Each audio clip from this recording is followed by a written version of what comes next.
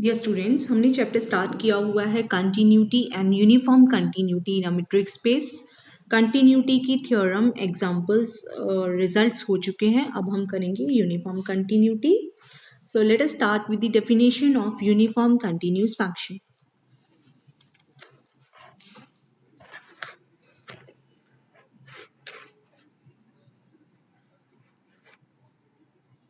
So let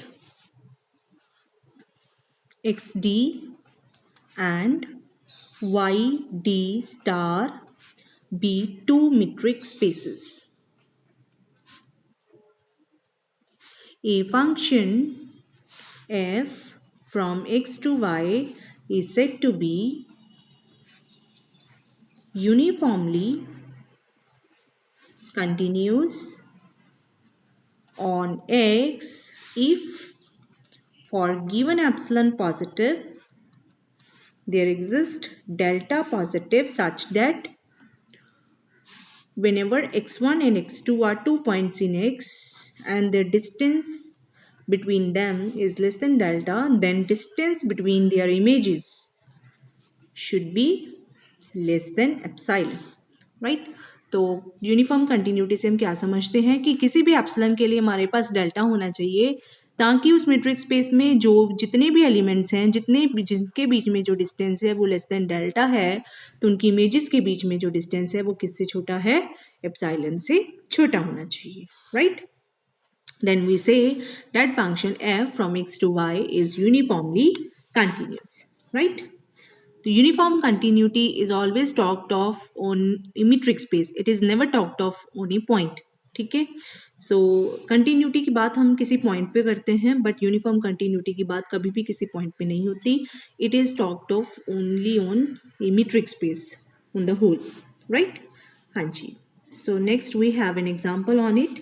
late f from R to R be such that f of x equal to x square for all x in R. Then show that this function is not uniformly continuous. ठीक है, हाँ जी, हमें prove करना है कि ये जो function है ये के पूरे रियल नंबर पे यूनिफॉर्मली कंटिन्यूस नहीं है, राइट? हाँ जी. So you can see that clearly the function f is continuous because every polynomial is continuous. X square is a polynomial. ठीक है. Now we have to show that this function is not uniformly continuous. तो हमें let epsilon positive be given. ठीक है, अगर हम ले लें एप्सिलॉन को, यहाँ पे ले लेते हैं, I take epsilon to be, चलो बाद में देखते हैं. Now we show that for this epsilon there is no delta. ठीक है, okay. For this epsilon, we want to show that there is no delta such that this definition is satisfied. So let delta be any positive. ठीक है, अब हम show करेंगे इस epsilon के लिए ये डेल्टा काम नहीं करता, तो इसका मतलब क्या हुआ? इस एप्सिलॉन के लिए कोई भी डेल्टा काम नहीं करेगा, right?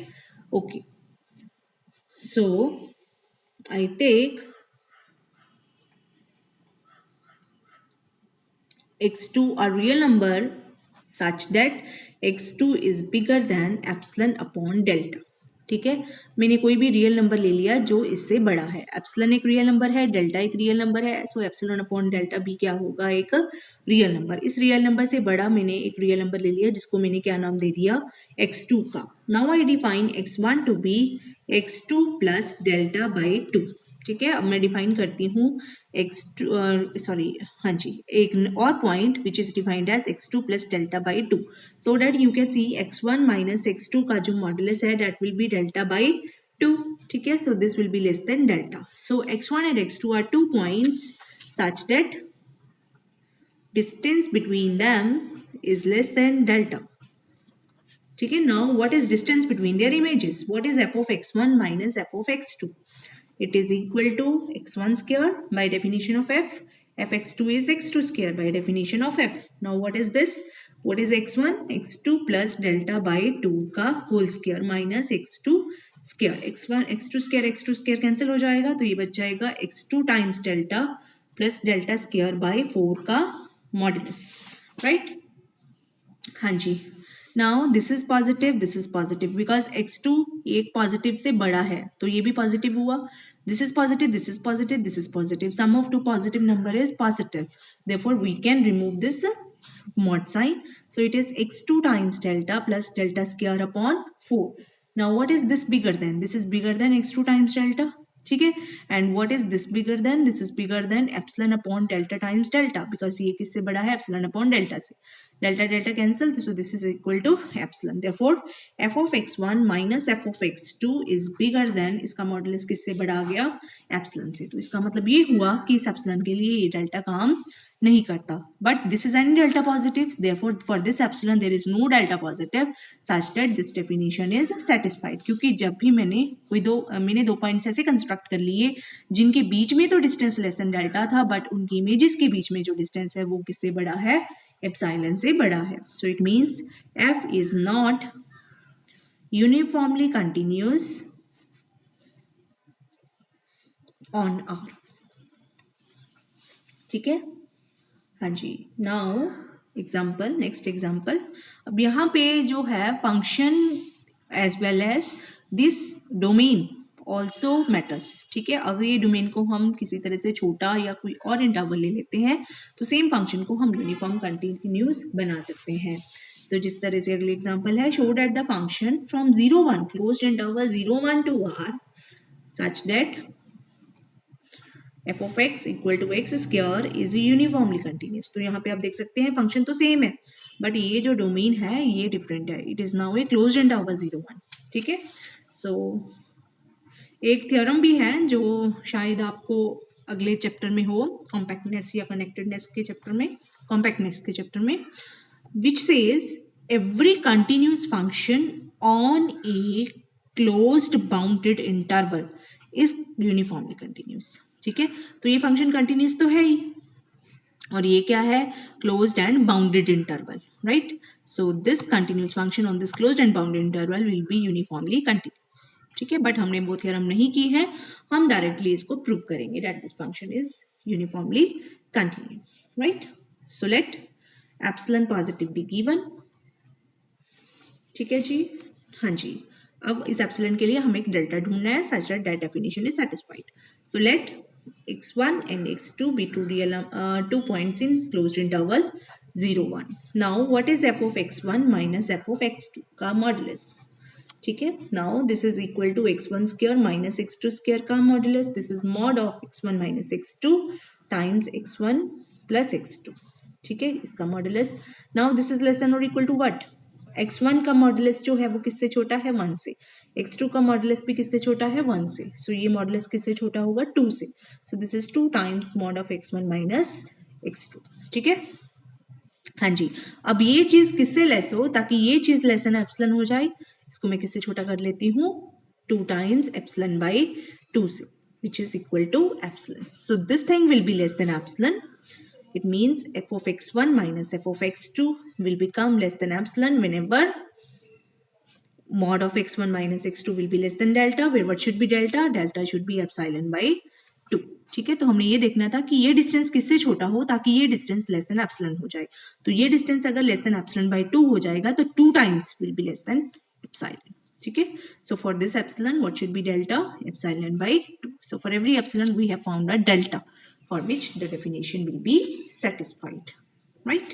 So this function is uniformly continuous on this interval. ठीक है, तो आप देख सकते हैं यूनिफॉर्म कंटिन्यूटी सिर्फ फंक्शन पे डिपेंड नहीं करती बल्कि ये डोमेन पे भी डिपेंड करती है। यहाँ फंक्शन तो सेम था बट डोमेन पूरे का पूरा रियल नंबर था। सो ये फंक्शन जो था हमने प्रूव किया कि this is not uniformly continuous, but this function which is on closed interval 0 1, the same function is there but this function is uniformly continuous, right. Next definition, isometry. ये थोड़ी और स्ट्रॉन्ग कंडीशन है। Let x d and y d star be two metric spaces. Then A 1 1 function f from xd to yd star is called an isometry if distance between x and y is same as distance between their images. ठीक है, for all x y in x. ठीक है, हाँ जी. So when you say that a function from this metric space to this metric space is an isometry if you take any two elements in x then distance between them is same as distance between their images. तो यहाँ पे आप देख सकते हैं जब आपने x के एलिमेंट पे f अप्लाई किया it becomes an element of y, this also becomes an element of y. तो इनके बीच में जो डिस्टेंस है that will be given by d star क्योंकि y के एलिमेंट्स पे जो मेट्रिक है वो कौन सी है, d star. So d of xy should be same as d star of f x and fy. This should happen for all xy in x. Then you say that the function f is an isometry from here to here, right? So based on it, there is an example. Prove that an isometry is a uniformly continuous function. हाँ जी, हमें prove करना है कि कोई भी isometry जो होती है that is always a uniformly continuous function. So let x and y be two elements in x. ठीक है, so f is a map from x to y suppose. ठीक है, so let epsilon positive be given. Choose any delta such that delta is less than or equal to epsilon. अब हमें epsilon के लिए delta ढूंढना है जिसके लिए वो डेफिनेशन ट्रू हो जाए. तो हमारा क्लेम क्या है कि इस एप्सिलॉन के लिए अगर मैं कोई भी ऐसा डेल्टा ले लूंगी जो एप्सिलॉन से छोटा है that will work, right? How? What is D star of F x and F Y? It is D of X and Y, right? Now this will be less than, if this will be less than delta, ठीक है, तो delta किससे छोटा है, less than और equal to epsilon से. So D star of F x and F Y किससे छोटा होगा, एप्सिलॉन से छोटा हो जाएगा. It means what we have proved that d star of F x and F y will be less than epsilon whenever d of x and y will be less than delta, where what is delta? Delta is any real number which is less than or equal to epsilon. ठीक है, so f is uniformly continuous on x. ठीक है, so this is a stronger condition. So what is the relationship? An isometry is always uniformly continuous and uniformly continuous map is always continuous. ठीक है, तो uniform continuity की condition continuous से strong थी but isometry की condition uniformly continuous से भी strong है, right? So next example, prove that